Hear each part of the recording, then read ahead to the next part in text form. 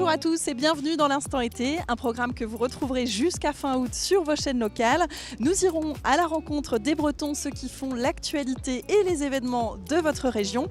Aujourd'hui, nous sommes à bord de l'André Malraux, navire scientifique, pour partir à la recherche de l'épave de la Cordelière, fleuron de la flotte d'Anne de Bretagne, coulée en 1512. Mais avant cela, retour sur l'actualité bretonne. Dans quelques heures, le mythique Penduxis reprend du service. À la barre, Marie Tabarly, porteuse du projet élémentaire. Un tour du monde engagé, étalé sur 4 ans. Marie veut faire évoluer les consciences, s'enrichir à travers les voyages, mais surtout à travers les autres. Je veux avoir une meilleure compréhension du monde. Je ne veux pas rester juste bloqué ici, même si j'adore la Bretagne. J'ai envie de savoir comment est-ce que le monde fonctionne, comment est-ce que tout s'imbrique avec tous les axes possibles, parce que forcément je veux voir les problèmes politiques, les problèmes économiques, et du coup je veux pour mieux comprendre comment fonctionnent les gens, et au travers de ça forcément j'ai envie de moi de mieux nous comprendre aussi. À chaque escale, 2 invités vont embarquer pour 2 à 3 semaines. Des gens de caractère avec des choses à raconter. Franck Camas, Samuel Le Bihan ou encore Titouan Lamazou vont faire partie de l'aventure. Une aventure qui ne pouvait se faire qu'à bord de Penduxis. Penduxis, c'est le bateau idéal pour partir autour du monde. Et juste à le regarder. Enfin, on peut vivre à 14 sur ce bateau, donc forcément il est indestructible. Enfin, je dis ça, je touche du bois. Mais, il est en parfait état, je l'adore, il est beau, il est impressionnant, il est protecteur, on peut partir qu'avec un bateau comme ça.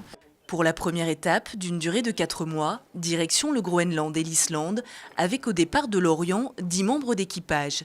Des professionnels de la mer, mais aussi des amateurs passionnés par le sport et la nature. J'espère qu'il y aura vraiment de l'échange de compétences, de connaissances. Je pense que c'est vraiment ce qui est important. En plus de découvrir des lieux nouveaux, des populations nouvelles. En tout cas, la navigation, ça m'est complètement étranger et je suis ravie d'entreapercevoir ce nouveau monde. De cette aventure naîtra une série documentaire. À 33 ans, Marie Tabarly est en quête d'épanouissement. Elle veut faire de Penduxis un lieu de rencontre, de réflexion et de transmission.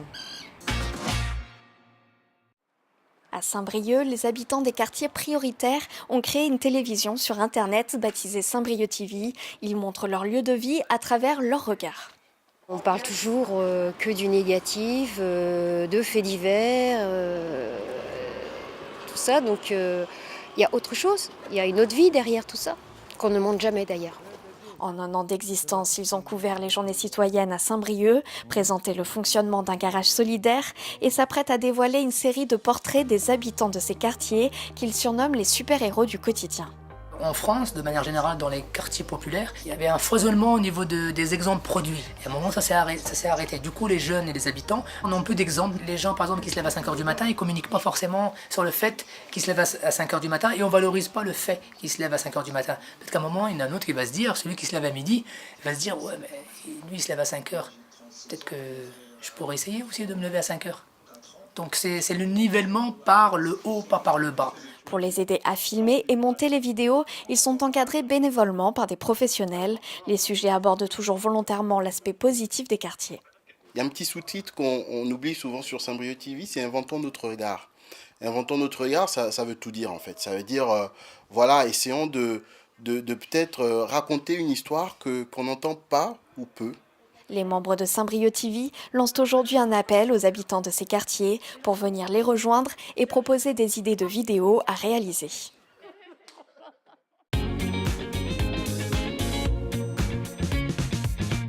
Alcool et vitesse seraient les causes de l'accident mortel entre une voiture et une ambulance vendredi dernier à Brest. Le sous-préfet de Brest, Yvan Bouchier, l'a évoqué lundi soir lors d'une opération de prévention et de contrôle à Ploudaniel. Ce drame a fait 2 morts, l'infirmière de 29 ans et une dame transportée par l'ambulance. Il s'est déroulé à l'entrée du pont de la Villeneuve, du côté Cavale-Blanche. Des pluies torrentielles mais sans gravité se sont abattues sur la région de Lorient ce lundi soir vers 17h. Une trentaine de rues étaient inondées à Lorient même et autant à l'Armor-Plage. La préfecture signale une centaine d'interventions des sapeurs-pompiers entre Étel, Hennebont, Guidel et Lorient. Ce mardi, Météo France a levé la vigilance orange pour les orages sur tous les départements bretons. La destruction de la Cité des Oiseaux à Pennars, à Quimper, a débuté ce lundi. Ces HLM des années 60 vont disparaître, les derniers habitants sont partis en avril et il a fallu 3 mois pour sécuriser et désamianter les lieux. À la place des 132 logements, un EHPAD de 141 places est prévu pour 2021. Des marées brunes à Douarnenez. Après les algues vertes, la plage du Riss se retrouve dans une soupe brune. Ces algues filamenteuses venues du large ont pris la place laissée par les algues vertes. Mais contrairement à ces dernières, elles ne devraient pas produire de gaz toxiques en se décomposant. Un jeune Golden Retriever est devenu accompagnateur social dans l'EHPAD Les Filles du Saint-Esprit à Saint-Brieuc. Le jeune chien nommé Marin égaye les résidents et leur tient compagnie. Il suit les aides-soignantes dans leur travail, du réveil à la promenade. Devenu la mascotte de l'EHPAD, le chien de 2 ans est attendu par les patients pour un câlin.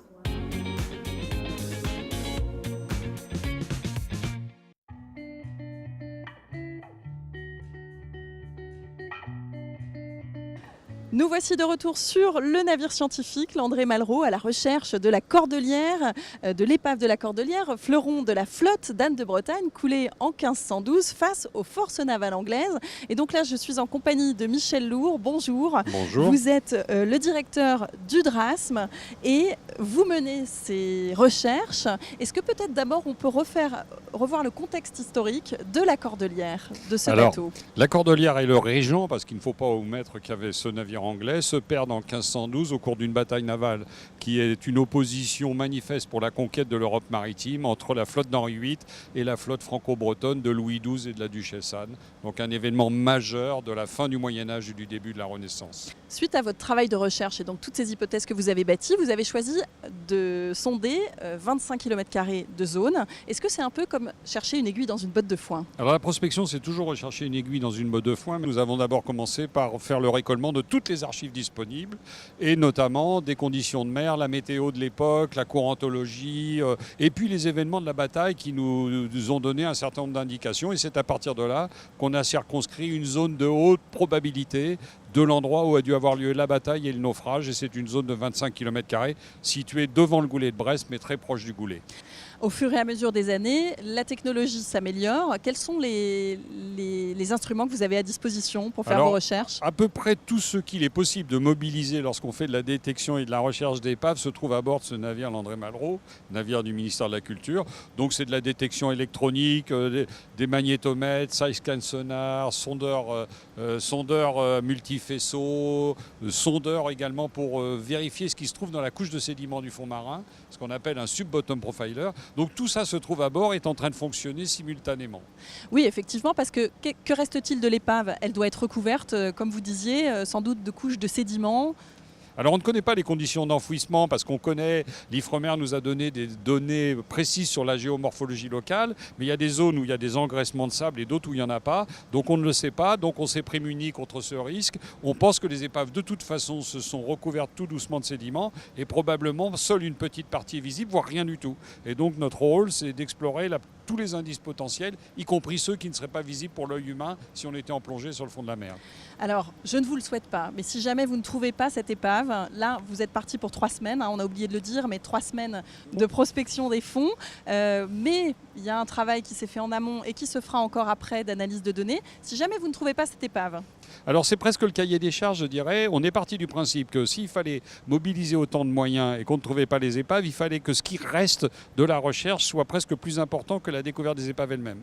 Donc pour m'expliquer, on a dit à chacun des partenaires, ce qu'on souhaite, c'est que si on ne trouve pas les épaves, on puisse se dire qu'on a fait de tels pas de géants dans nos secteurs de recherche respectifs qu'on se dira quand même on a bien fait de le faire. Et donc c'est de exactement recherche ce que nous faisons. d'archives, d'avancées technologiques. Recherche en archives, on a fait déjà un travail de fond et les historiens nous disent c'est incroyable, on a trouvé des données absolument inédites, on n'aurait pas pensé à les chercher déjà. Dans le domaine de la détection et de la prospection, on est en train de tester là en ce moment des prototypes complètement novateurs et révolutionnaires.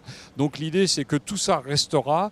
Pour les archivistes, c'est l'histoire de la Bretagne maritime et du monde de la fin du 15e et du début du 16e. Dans le domaine de la détection, on est peut-être en train ici de mettre au point des machines qui serviront partout sur d'autres projets, pas seulement les nôtres, un peu partout à la surface de la planète. Merci beaucoup Michel Lourd. Merci.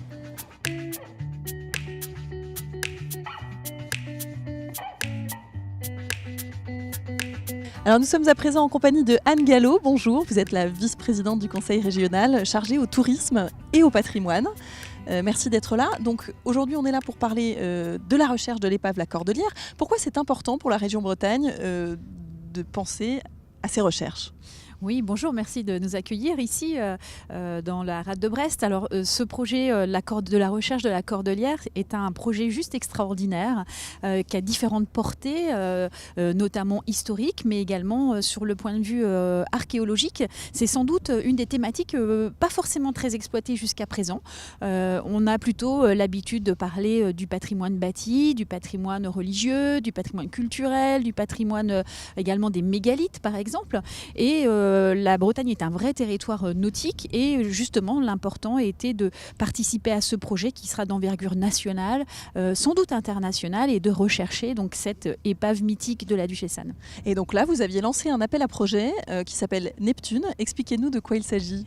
Oui, l'année dernière, justement pour mettre en avant cette thématique de patrimoine archéologique, nous avons lancé cet appel à projet que nous avons appelé Neptune, qui a un acronyme, mais qui a une réelle explication. Nous souhaitons mettre en avant justement ce patrimoine sous-marin, subaquatique et de l'estran, puisque nous savons qu'il y a beaucoup de patrimoine sous l'eau, notamment ça peut être des mégalithes d'ailleurs, ça peut être des avions, mais également justement des navires et de cette ampleur-là. Et là, vous avez aimé aussi dans ce projet le fait qu'il soit collaboratif. Enfin, vous l'avez fait collaboratif et il y a aussi beaucoup de partenaires. Oui, alors c'est la richesse du projet, comme nous essayons de le faire régulièrement sur nos opérations en Bretagne. Là, en l'occurrence, donc, il y a une forte relation avec la DRASM, bien entendu, le service du ministère de la Culture, qui est vraiment... De recherche archéologique sous-marine. De recherche archéologique sous-marine, tout à fait, qui a initié ce projet. Nous sommes, bien entendu, extrêmement intéressés par ces recherches. Et puis, justement, ce que nous mettons en valeur, c'est le travail collaboratif avec les différentes universités, les écoles d'ingénieurs, mais également les entreprises qui travaillent à ces nouvelles technologies. Et cette opération va permettre justement d'élaborer certains programmes ultérieurs qui bénéficieront à la recherche des épaves sous-marines. Donc plutôt une exemplarité dans la collaboration et vraiment quelque chose de très transversal. Avec une équipe pluridisciplinaire. Tout à fait. Voilà, et très complémentaire. Merci beaucoup Madame Gallo. Merci à tous de nous avoir suivis. C'est la fin de l'émission. L'Instant été, vous retrouvez donc tout au long de l'été à 19h sur les chaînes TBO et TB Sud.